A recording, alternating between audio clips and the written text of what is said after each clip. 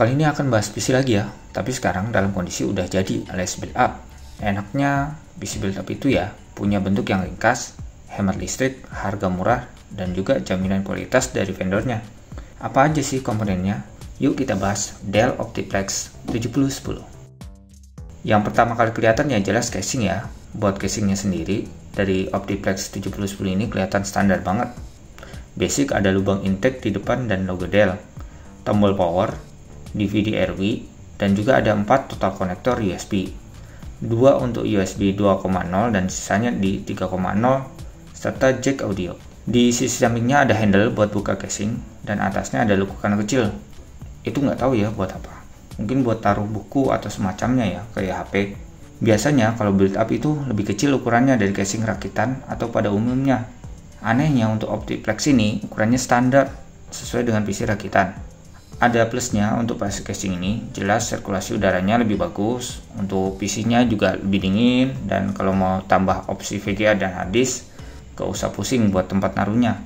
Tapi ya plat casingnya tebel banget dan juga berat, mungkin sampai 5 kg ya atau lebih, dengan isi PC yang gak seberapa besar. Ada power supply bawaan di casing ini, dan jelas untuk power supply-nya sendiri khusus buat casing Optiplex. Jadi nggak bisa pakai VCU standar yang dijual terpisah. Besarannya cuma 250 watt total, jadi kalau mau tambah komponen lain harus lihat wattnya dulu ya.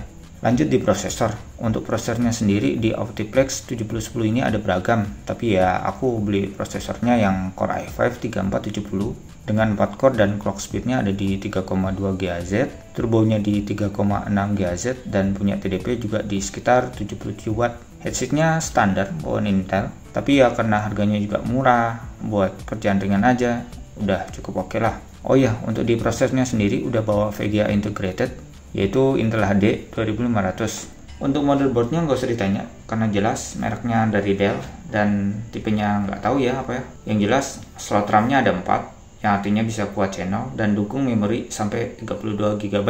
Ada 2 slot PCI X 16 buat VGA, juga slot SATA-nya ada 4. Jadi gampang lah untuk tambahan kalau mau nambah harddisk atau SSD. Untuk output back panelnya sendiri cukup lengkap, khas untuk PC build up, yaitu ada konektor PS2 yang jadul banget buat keyboard mouse, ada 1 port serial dan VGA, 2 display port, sama 6 konektor USB, yang 4 di USB 2.0 dan sisanya di 3.0. Terus ada konektor EJ45 dan terakhir ada port audio.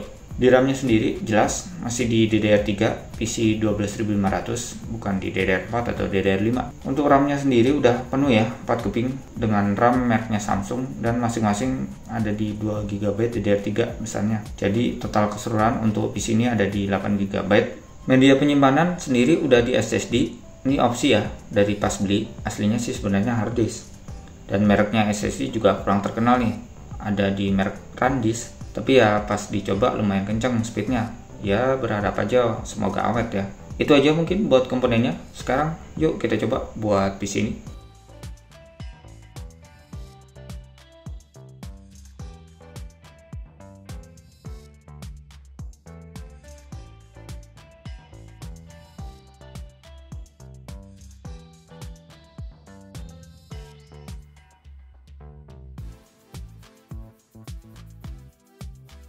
Jadi itu ya hasil pengetesannya. Kesimpulannya, kalau cuma buat kerjaan kantoran atau ngerjain tugas sekolah dan sesekali nonton film dan multimedia, Optiplex 7010 ini masih sanggup kok, dan oke lah buat ngejalanin itu. Itu aja buat video kali ini. Jangan lupa like dan subscribe, dan kita ketemu di video selanjutnya.